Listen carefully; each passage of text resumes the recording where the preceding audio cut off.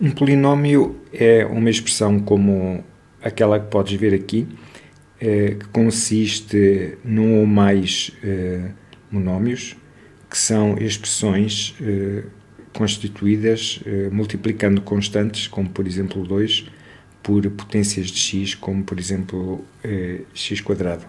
Então aqui dizemos que temos um monómio de grau 2 e estamos a orientar aqui pela maior potência de x.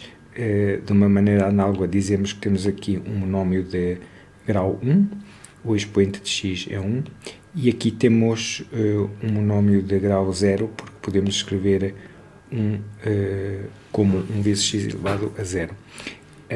Esta expressão é então um polinómio de grau 2. Os polinómios constituem uma família de funções conveniente segundo alguns aspectos. O primeiro deles é que é fácil calcular o valor, por exemplo, deste polinómio p de x para qualquer valor de x.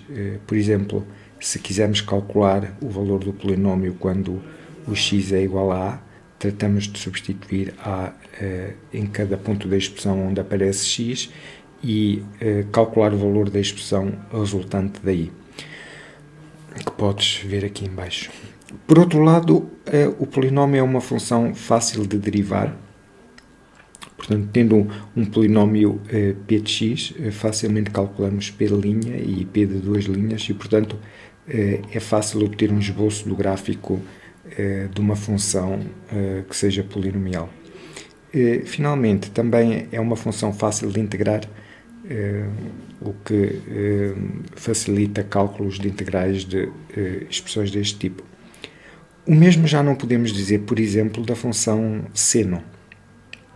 Por exemplo, se quisermos calcular seno de π18, esta expressão só por si não contém nenhuma espécie de receita operacional, isto é, nenhuma sequência de operações que nos permita calcular com tanta precisão quanto a gente queira o seno deste ângulo. De facto, esta expressão representa só um nome que não tem propriedades, que não tem em si capacidade operatória nenhuma. E nós podemos indagar se não seria possível representar a função seno por um polinómio, dadas as virtudes de cálculo que os polinómios têm, como acabamos de ver. E a resposta é não. Não há nenhum polinómio que represente exatamente a função seno. E para nos convencermos disso, podemos, por exemplo, tentar averiguar se representar o seno por um polinómio de grau 2, como aqui podes ver, nos poderia dar se esta igualdade teria algum sentido para a função seno. E podemos ver que não, da seguinte forma: se estas funções fossem iguais para todo o x, então elas teriam o mesmo gráfico e, portanto, teriam derivadas iguais. Ora, se nós derivarmos o primeiro membro, a derivada de seno de x, sabemos ser cosseno de x, e se derivarmos o segundo membro, a derivada da constante é 0, a derivada de a1x é a1 e a derivada de a2x² é 2a2x, nós, admitindo para o seno uma representação deste tipo que aqui está, temos que admitir para o cosseno uma representação do tipo que escrevemos agora. Podemos continuar esta operação de derivar os dois membros, e se o cosseno é representado por um polinómio de grau 1, vemos logo que isto, à partida, que isto não tem sentido, porque um polinómio de grau 1 é uma reta, e nós sabemos que o cosseno é uma função cujo gráfico é uma sinusoide, não é uma reta.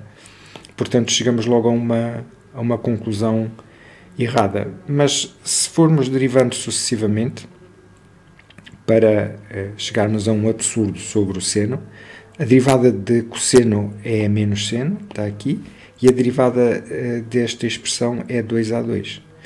E, portanto, chegávamos a uma expressão para o seno que seria uma constante, que sabemos que é falso.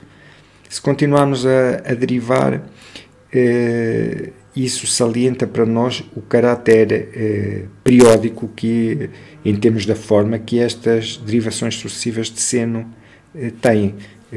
Chegávamos a uma expressão seno igual a zero, derivando sucessivamente.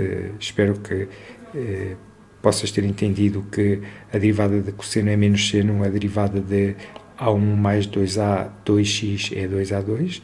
Se agora derivarmos novamente cada um dos dois membros, a derivada de menos seno é menos cosseno, a derivada de 2A2 é uma constante, é zero, portanto menos cosseno de x igual a zero.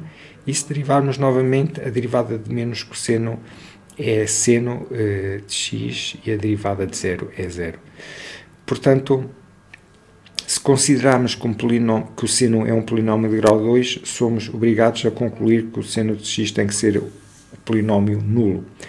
Ora, nós sabemos que o seno de x só é zero para alguns ângulos, não é zero para os ângulos todos. Portanto, isto elimina a possibilidade do seno ser representado por um polinómio de grau 2.